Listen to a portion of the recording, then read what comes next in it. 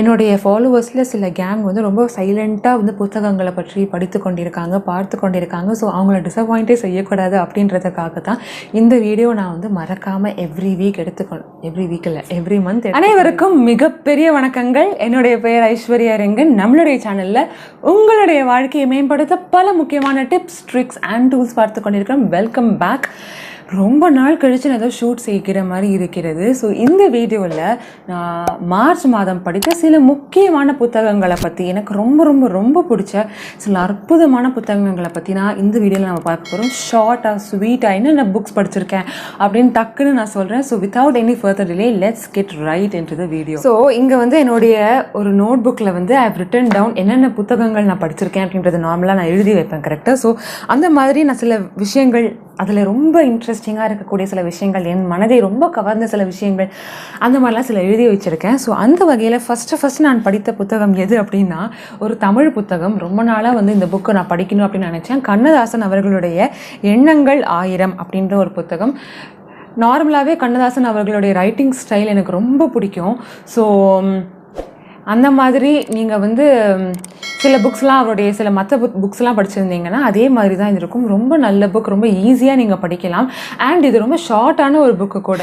அடுத்து வந்து ஏதோ ஒரு ஷார்ட் ஸ்டோரி படித்தேன். இந்த ஷார்ட் ஸ்டோரி வந்து எதை பற்றி அப்படின்னா, இப்போ இந்த கோவிட் டைம்ஸில் வந்து இந்த லாக்டவுனில் ஃபேமிலியோடைய எக்ஸ்பெக்டேஷன்ஸ் எல்லாமே மாறி இருக்கும்.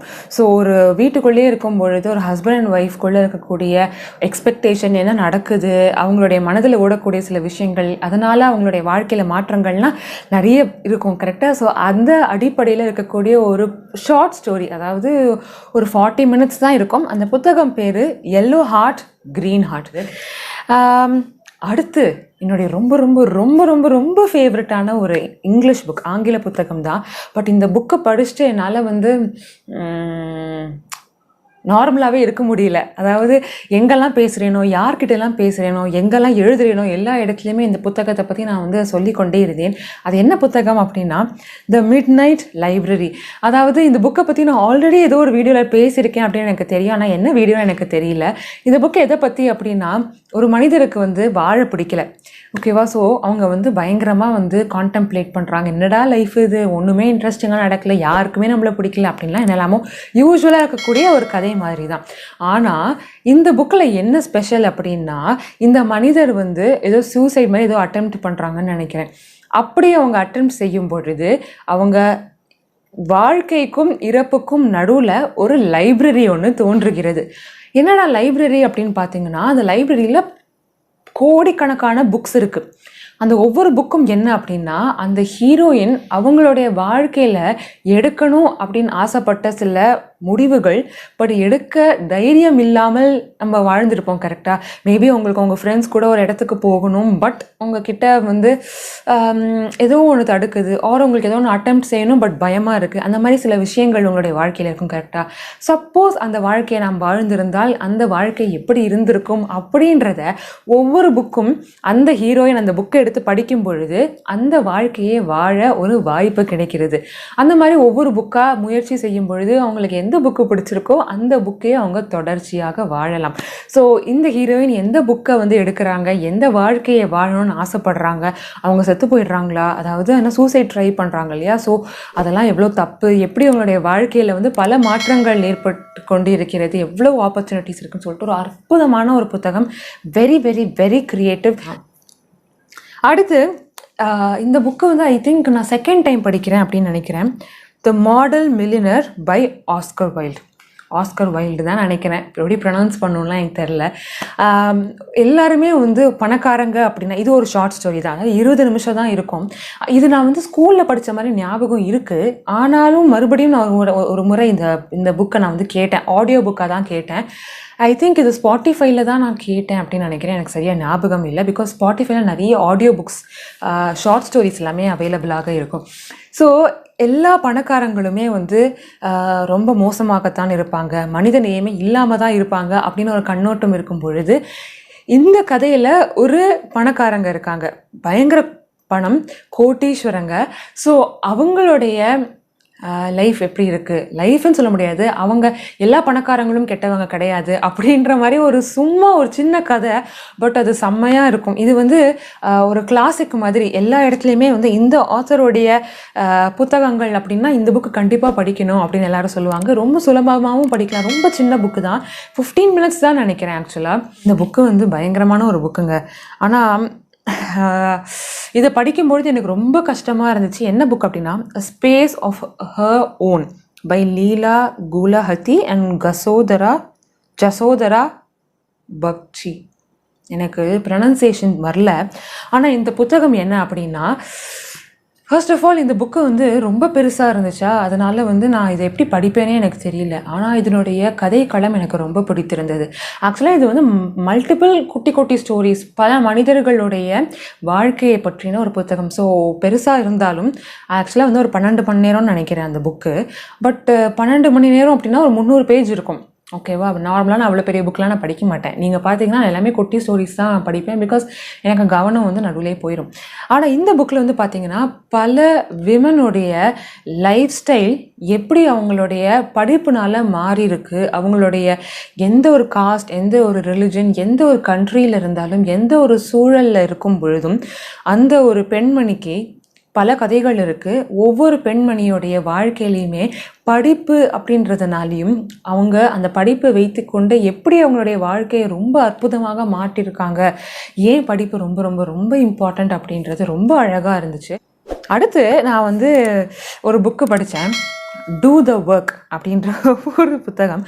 அதாவது எல்லாருக்குமே இருக்கிற பிரச்சனை, இது வரைக்கும் நான் சொன்னது எல்லாமே வந்து கதைகள், கரெக்டாக? இது வந்து பார்த்திங்கன்னா ஒரு நான் ஃபிக்ஷன் புக், அதாவது ஒரு கதை கிடையாது. ஸோ டூ த ஒர்க் அப்படின்றது நமக்கு கண்டிப்பாக ஒரு வேலை செய்யணும் அப்படின்னா மைண்டுக்குள்ளே பல தரப்பட்ட ரெசிஸ்டன்ஸ் வரும், கரெக்டாக? இப்போ எதுக்கு செய்யணும், அதனால நமக்கு என்ன கிடைக்க போகுது, நாளைக்கு செய்யலாம், இப்போ யாருமே அதை செய்யலை, நாளைக்கு எக்ஸாம் இருக்கா, இல்லையே, அப்புறம் எதுக்கு நான் படிக்கணும், எக்ஸாமுக்கு முதல் நாள் படித்தா போதும், இல்லை எக்ஸசைஸ் செய்யணுமா, ஏன் நான் நல்லா தானே இருக்கேன், நான் ரொம்ப ஃபிட்டாக இருக்கேன், நான் ரொம்ப ஹெல்த்தியாக இருக்கேன், எதுக்கு நான் எக்ஸசைஸ் செய்யணும், நாளையிலேருந்து நம்ம ஆரம்பிப்போம் அப்படின்னு சொல்லிட்டு நம்மளுடைய நியூ இயர் ரெசல்யூஷன்லேருந்து பல ஆசைகள், நம்மளுடைய கோல்ஸ் எல்லாத்தையுமே வந்து தள்ளி போட்டுக்கொண்டே இருப்போம், கரெக்டாக? எப்படி நீங்கள் செய்யணும் அப்படின்னு ஆசைப்படக்கூடிய சில விஷயங்களை ரெசிஸ்டன்ஸே இல்லாமல், எந்த ஒரு நடுவில் வந்து எதையுமே ப்ரொகாஸ்டினேட் செய்யாமல் எப்படி நீங்கள் எடுத்த விஷயத்தை முடிக்கணும் அப்படின்றத பற்றி தான் டூ த ஒர்க். ஏன்னா அடுத்து வந்து ரொம்ப ரொம்ப என்னுடைய நார்மலான ஒரு லைஃப் ஸ்டைலில் நான் படிக்கக்கூடிய ஒரு புத்தகம், ஸ்பிரிச்சுவலான புக்ஸ் நம்ம அடிக்கடி படிப்போம், கரெக்டாக? ஸோ எவ்ரி மந்த் ஒரு புக் கண்டிப்பாக அதை பற்றி நான் படிப்பேன். அந்த வகையில் இந்த மாதம் படித்த புக் வந்து living with my Himalayan master by Suddhananda Brahmachari. So இது வந்து ஒரு மனிதருடைய, ஒரு யோகியோடைய வாழ்க்கை. எதுவுமே இல்லை பெருசாக நமக்கு, என்ன எல்லா யோகியோடைய வாழ்க்கையிலையுமே ஒரு எப்படி அவங்கள ரியலைஸ் செய்கிறாங்க, அவங்களுடைய வாழ்க்கை எப்படி மாறுகிறது, தன்னை ரியலைஸ் செய்ததுனால தன்னை சுற்றி இருக்கக்கூடிய மனிதர்கள் எப்படி மாறுறாங்க, மக்களுடைய பிரச்சனைகள் எப்படி சால்வ் செய்கிறாங்க அப்படின்னு சொல்லிட்டு ஒரு ரொம்ப பீஸ்ஃபுல்லான அழகான ஒரு கதை இது. அடுத்து நான் வந்து ஒரு இன்ட்ரோவர்ட், அதாவது ரொம்ப மனிதர்கள்கிட்ட நான் பேச மாட்டேன். ஆனால் பேசணும் அப்படின்ட்டு ஒரு க்ளோஸ் சர்க்கிள் கிட்ட மட்டும் நான் பேசுவேன். என்னை மாதிரி சில பேர் இருப்பீங்க அப்படின்னு நினைக்கிறேன். ஸோ என்னை மாதிரி இன்ட்ரோவர்ட்ஸ் வந்து கண்டிப்பாக படிக்க வேண்டிய ஒரு புத்தகம் தான் the introverts way living a quiet life in a noisy world. அதாவது இந்த கூட்டத்துக்கு நடுவில் வந்து நம்ம எப்படி வந்து அமைதியாக இருந்தாலும் நம்ம இருக்கோம் அப்படின்றத காமிப்பது, எப்படி நிம்மதியாக வந்து ஒரு கூட்டத்துக்குள்ளே இருப்பது. ஒரு இன்ட்ரோவர்ட்டாக இருக்கும் பொழுது உங்களுக்கு தெரியும் எப்படி ஒரு எனர்ஜி லூஸ் செய்யாமல் ஒரு கூட்டத்தில் எஃபெக்டிவாக வந்து பேசுவது, தயக்கம் இல்லாமல் உங்களுடைய விஷயங்கள் எப்படி சொல்லுவது அப்படின்னு சொல்லிட்டு ஒரு இன்ட்ரோவர்ட்டாக இருக்கக்கூடிய அனைவருக்கும் அவங்க ஃபேஸ் செய்யக்கூடிய எல்லா ப்ராப்ளம்ஸ்க்கும் அடுத்தடுத்து டக்கு டக்கு டக்குன்னு இப்படி பாயிண்ட் பிளாங்காக இதான் இப்போ சொல்யூஷன், இதுதான் நீங்கள் செய்யணும் அப்படின்னு சொல்லிட்டு சொல்லக்கூடிய ஒரு புத்தகம். இன்ட்ரோவர்ட்னா என்ன அப்படின்னு தெரியலனா கண்டிப்பாக நீங்கள் படிக்கலாம். பிகாஸ் உங்களுடைய நண்பர்கள் சர்க்கிளில் கண்டிப்பாக ஒரு இன்ட்ரோவர்ட் இருப்பாங்க. அவங்க ரொம்ப பேச மாட்டாங்க, ஆனால் அவங்க குரூப்பில் இருப்பாங்க. அண்ட் அவங்களுக்குன்னு ஒரு ப்ரெசன்ஸ் இருக்கும், ஆனால் எப்போ பார்த்தாலும் லொடன்னு பேச மாட்டாங்க. அவங்களுடைய சர்க்கிளில் மட்டும் கரெக்டாக பேசுவாங்க. ஸோ இந்த புக் வந்து ரொம்ப ரொம்ப நல்லா இருந்துச்சு. அடுத்து அகெயின் ஸ்பிரிச்சுவாலிட்டி பற்றி பேசும்பொழுது நான் படித்த ஒரு புத்தகம் வந்து சக்ரா ஹீலிங், அதாவது நம்மளுடைய உடம்பில் இருக்கக்கூடிய சக்ராஸ் பற்றி, அந்த சக்ரா ஒவ்வொன்றும் என்ன, ஒவ்வொரு அங்கமில் என்னென்ன சக்ரா இருக்குது, அதுக்கான ஃபங்க்ஷனாலிட்டி என்ன, எந்த சக்ரா பிளாக் ஆகி இருக்குது, அதை எப்படி நம்ம கண்டுபிடிக்க, அந்த பிளாக்கேஜை எப்படி நம்ம ரிமூவ் செய்ய அப்படின்ற ஒரு தலைப்பில் சக்ரா ஹீலிங் அப்படின்றது. அடுத்து ரொம்ப நாளாக எல்லாருமே கேட்பாங்க கரெக்டாக எப்படி ஏர்லி மார்னிங் எழுந்து கொள்வது அப்படின்றது. ஸோ த 5 AM கிளப் போல் ரொம்ப ரொம்ப ரொம்ப பிரபலமாக இருந்த ஒரு புத்தகம் வந்து த மிராக்கிள் மார்னிங். ரொம்ப நாளாக இந்த புக்கில் இருக்கக்கூடிய கருத்துக்கள் உண்மையா இல்லை அது வருத்துதானா, அது ஏன் இவ்வளோ ஃபேமஸாக இருக்குது அப்படின்றத நான் பார்க்கணும் அப்படின்னு நினச்சேன். ஸோ அதனால் இந்த மாதம் த மிராக்கிள் மார்னிங் அப்படின்ற ஒரு புத்தகத்தை படித்தேன். It's very similar to the 5 AM club. சொல்லக்கூடிய கான்செப்ட்ஸ் எல்லாமே சேம் தான். But at the end of the day 2 book மூலியமாகவும் பல கோடிக்கணக்கான மனிதர்களுடைய வாழ்க்கை இதனால் மாறி இருக்கு. அடுத்து 2 புக்கு நான் இதை படித்தேன். என்னுடைய ஹார்ட் அப்படியே வந்து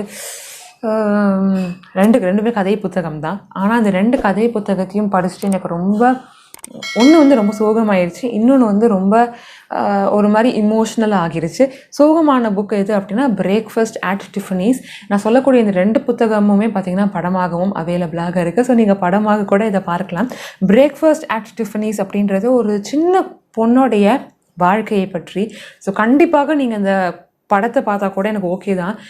பிகாஸ் அது மூலியமாகவும் நம்ம வந்து ஆங்கிலத்தில் வந்து பேச ஒரு எக்ஸ்ப்ரெஸ் செய்ய ஒரு வாய்ப்பு கிடைக்கும். அடுத்த ஒரு புத்தகம் என்னுடைய ரொம்ப ரொம்ப ஃபேவரட், சின்ன வயசுலேருந்து 2வது முறையோ 3வது முறையோ படிக்கணும்னு நினைக்கிறேன், லிட்டில் விமன்.